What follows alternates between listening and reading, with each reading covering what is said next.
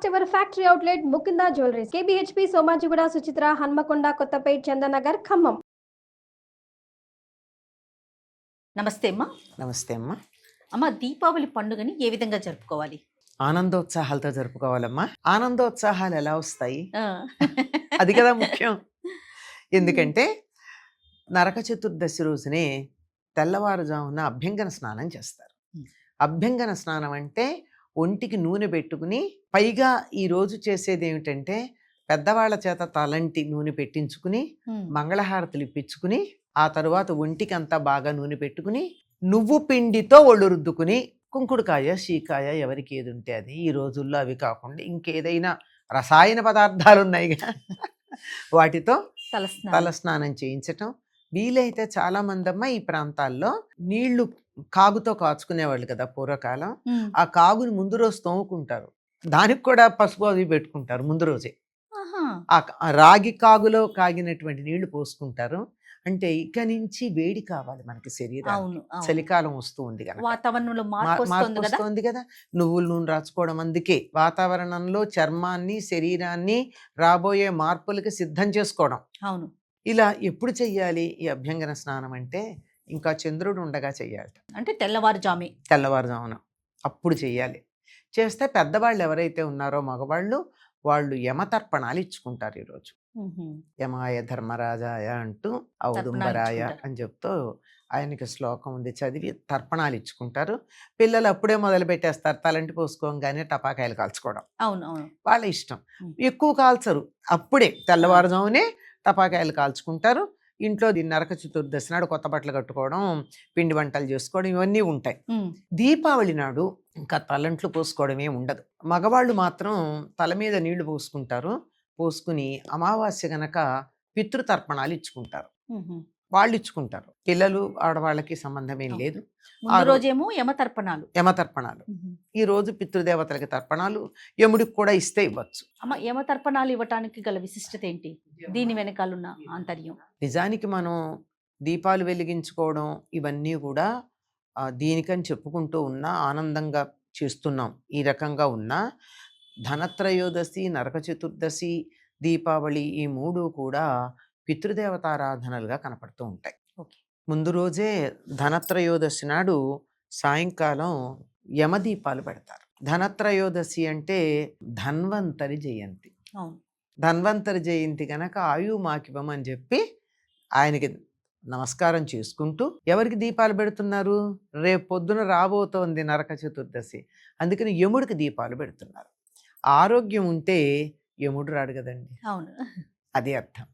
ఆ తర్వాత నరక చతుర్దశి నాడు నరకలోకవాసి అయినటువంటి యముడికి తర్పణాలు ఇస్తున్నాను, ఆయన మమ్మల్ని చల్లగా చూడు, అపమృత్యు బాధ లేకుండా చూడు.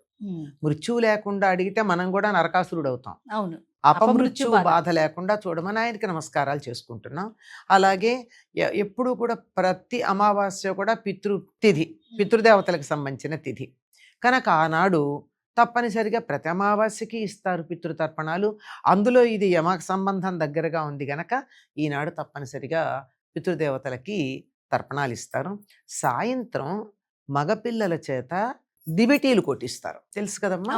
గోగు పుల్లలకి పెద్ద పెద్ద బొత్తులు కట్టి నూనె కారుతూ ఉండగా దీపాలు వెలిగించి దక్షిణపు దిక్కుకు తిరిగి వాళ్ళు దివిటీలు కొట్టి, దిబ్బు దిబ్బు దీపావళి మళ్ళీ వచ్చే నాగుల చవితి అని చెప్పి కొట్టి వచ్చి కాళ్ళు చేతులు కడుక్కుని, ఆ తర్వాత పండు నిప్పుల మీద సాంబ్రాణి వేసి అప్పుడు మిఠాయి తింటారు.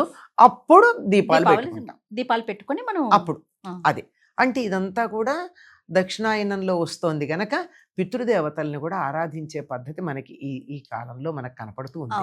అందుకు తర్పణాలు ఇచ్చుకోవడం అవన్నీ జరుగుతూ ఉంటాయి. సాయంకాలం అయితే ఆ దిబ్బు దిబ్బు దీపావళి అని దివిటీలు కొట్టడం.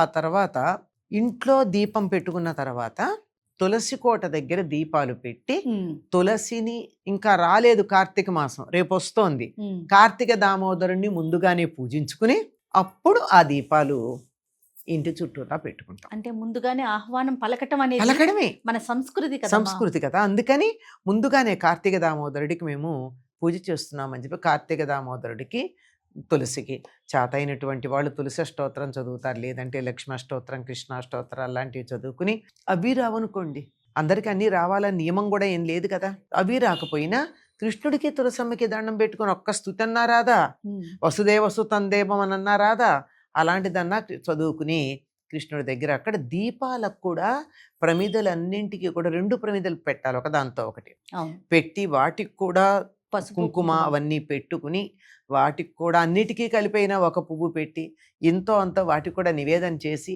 అప్పుడు దీపాలన్నిటినీ అన్ని పక్కల పెట్టుకుంటాం. అమ్మ ఆవు నెయ్యి పోసుకుంటాం. ఆవు నెయ్యి దీపావళి నాడు ఎంత వీలైనంత వరకు ఆవు నెయ్యితో దీపాలు పెట్టుకోవాలి. కార్తీక మాసంలో పర్వాలేదు నువ్వుల నూనె పెట్టుకున్నా కానీ ఆ దీపావళి నాడు మాత్రం తప్పనిసరిగా దొరికితే ఆవు నెయ్యి, దొరకలేదు అంటే ఇంకా తర్వాత అది మామూలు నెయ్యి కన్నా నువ్వుల నూనె మంచిది. అంటే లక్ష్మీదేవికి ప్రధానంగా మనం ఆ రోజు పూజ చేసుకుంటాం. అంతేనమ్మా, మనం ఒక లక్ష్మీదేవి కంటే ఒక లక్ష్మికి పూజ చెయ్యం కదా, మంది కుటుంబ సంస్కృతి. అందులో ఆవిడప్పుడే పెళ్లి చేసుకుంది, ఇద్దరికి చెయ్యాలి లక్ష్మీనారాయణులకి. అమ్మవారికి ఇష్టమైనటువంటి నివేదన ఏమని చెప్తారంటే పరమాన్నం. ఎప్పుడైనా సరే ఏ అమ్మవారికైనా ఇష్టమైన నివేదన పరమాన్నం ఉంటుందమ్మా. ఎందుకంటే లక్ష్మీప్రదమైనటువంటి ఆవు పాలతో బెల్లం వేసి వండిన పరమాన్నం ప్రధానం. ఇక మిగిలింది మన ఇష్టం వచ్చినన్ని పిండి వంటలు చేసుకోవచ్చు. కానీ ప్రధానంగా మీరు గమనించినట్టయితే మహారాష్ట్ర ప్రాంతాలకు వెడితే నువ్వులకి ప్రాధాన్యం ఇస్తారు. అంటే నువ్వుల పంట ఇంటికి వస్తూ ఉంటుంది, అందుకని నువ్వులతో చేసినటువంటి అన్ని ఇచ్చుకోవడాలు అవి ఉంటాయి. దీనికి మాత్రం మనకు అంతా తెలిసినంత వరకు మనం ఆ రోజు అమ్మవారికి పరమాన్నం నైవేద్యం పెడతాం. ఈ మిగిలినవి ఎంత ఓపిక ఉంటే అంత, ఎన్ని ఇష్టాలు ఉంటే అని చేసుకోవచ్చు పిండి వంటలు. చాలా సంతోషం అమ్మా. మరొకసారి దీపావళి శుభాకాంక్షలు మీ అందరికి కూడానమ్మా. శుభ దీపావళి కావాలి. సంతోషం.